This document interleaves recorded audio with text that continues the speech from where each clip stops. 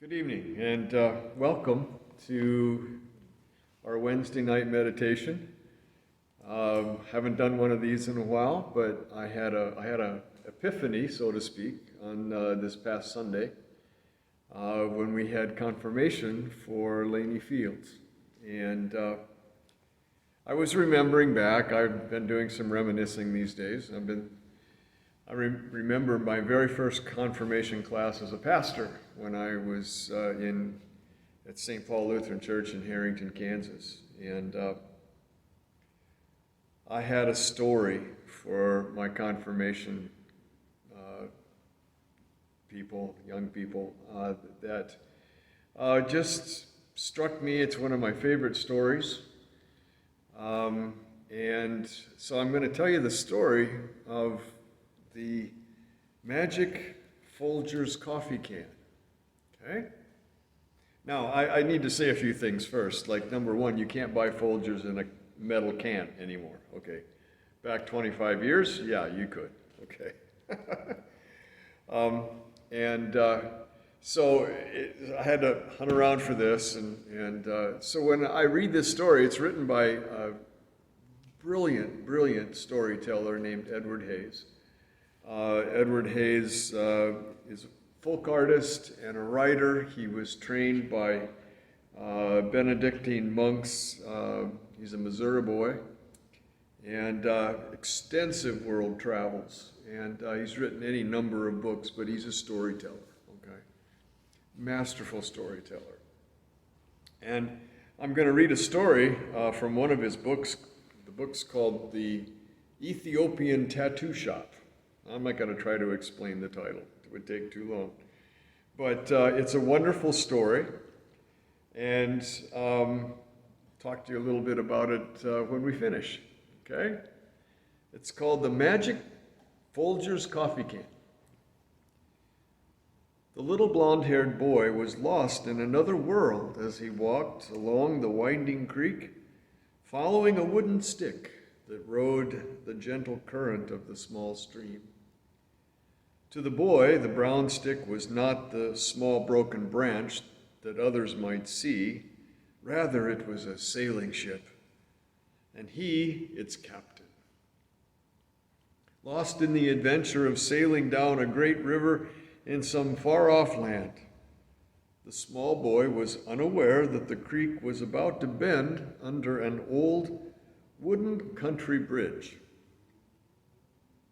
As he passed under the bridge, the coolness and darkness of the shade created by the bridge overhead woke him again to who and where he was. But there was something more than just the shade that caused him to forget about his adventures as a captain and on an imaginary ship. He stood there under the bridge, his eyes growing accustomed to the sudden change from bright sunlight, aware that something or someone was present. He looked up to the place where the bridge's timbers met the bank of the creek and could see in the darkness two small bright lights. As his eyes became acclimated to the shade and shadows, he could see that the two lights were actually eyes, and that they belonged to a tiny old man, or at least something that looked like a man.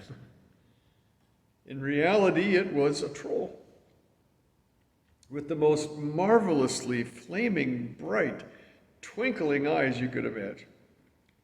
He wore a wide and generous smile and said to the boy, "You look very, very happy, young man." "I am. I'm having a lot of fun now that it's summer and we don't have school."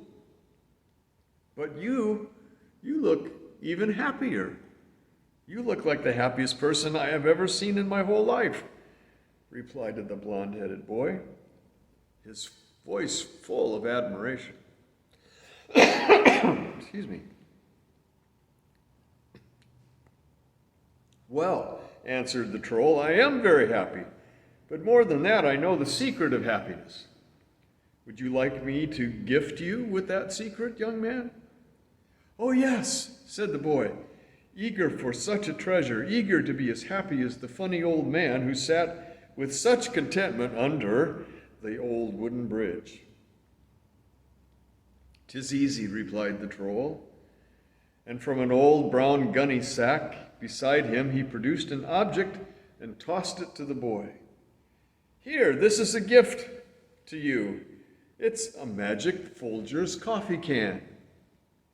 Fill it to the brim, and you will always be happy." With great excitement, the little boy caught the red Folger's coffee can with the troll which the troll had thrown to him, and with a few hurried words of gratitude, he rushed off for home, intending to fill his magic Folger's coffee can to the brim. On arriving at home, he ran to his bedroom and began stuffing the coffee can with his toys, his baseball glove, his stamp collection, his toy cars, and thus began so very innocently a lifelong passion.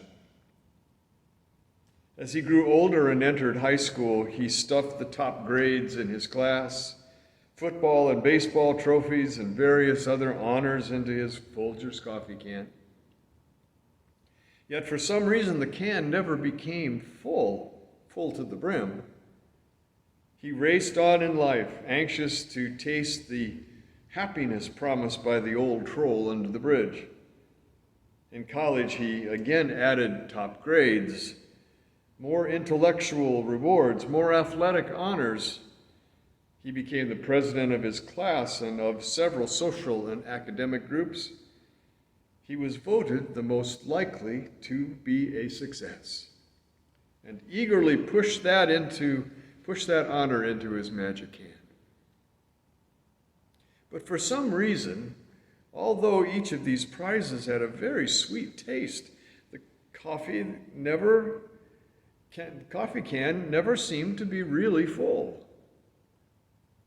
Besides honors and high school grades, the blonde-headed, good-looking, young, athletic man also stuffed good times, good food and drink, the attention and affection of beautiful women and of many friends into his Folger's coffee can. After each rich experience, he would feel very happy, and it would seem that his coffee can was full, but by the time he would wake up the next morning, it was painfully clear that the Folger's coffee can was not full to the brim. Through his 30s, though he had a wife, children, 3 cars, and a beautiful home, a successful career, even 2 mistresses, he continued his personal obsession to fill the coffee can. He became head of his company, held great power, and was respected by all, but he wasn't happy.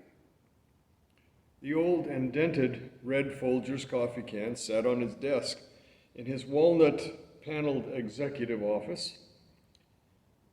Every day he would stuff stocks and bonds and property and an ever-increasing parade of sensual pleasures into it, but it still wasn't enough. His friends told him that he had a winning personality and all the right qualifications that he should run for public office. So he did, and won the election easily, and into his Folger's coffee can he crammed all the respect, honor, authority, and most of all, the power of his elected office. But was sad to see that the coffee can was still not full. Now in his old age, his skin wrinkled and brown blotched with liver marks, his hair turned white and all but gone, he was making the final arrangements for the most gigantic of all international corporate deals. It would make him the most powerful and the richest man in the world. He signed the transaction papers and then walked to the office window of his office that overlooked his vast corporate empire, and with a wry smile, he took the multinational conglomerate contract and began to stuff it greedily into his battered old Folger's coffee can, and at that very moment, he was struck by a fatal heart attack. As he stumbled forward, the Folger's coffee can slipped from his hands and flew out the high office window. When the coffee can hit the pavement, it bounced high and freely into the air, almost as if it were glad to be out of the grasp of that rich old man. With a sort of playfulness, it bounced several more times and then rolled joyfully down the street past the tall office buildings. It rolled along, gathering speed, through the hectic business district, turned up a freeway ramp, and continued to speed along until it reached the edge of the great noisy, bustling city. The Folger's coffee can then rolled off an exit and turned down a street with trees and small, pleasant, one-story, white-framed homes. Slowing down now, it hopped the curb with one final playful bounce and rolled to a stop in the middle of a green lawn where a little blonde-haired girl was in the midst of a tea party with 3 of her dolls and her set of tiny blue-rimmed china. The little blonde girl picked up the can and looked at it inquisitively. She then immediately noticed something that the previous owner, the richest man in the world, had never seen. He had never taken the time to see because he was so busy trying to fill it. The little blonde girl was puzzled because the Folger's coffee can had no bottom in it.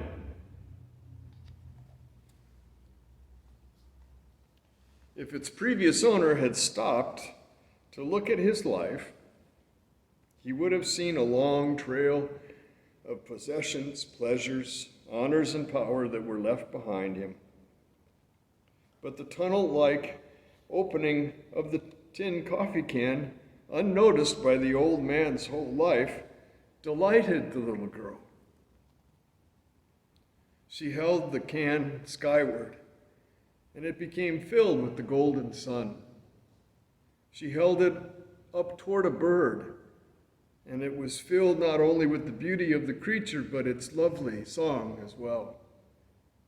She filled it with her dolls as they sat in all properness in their front yard with the tea party.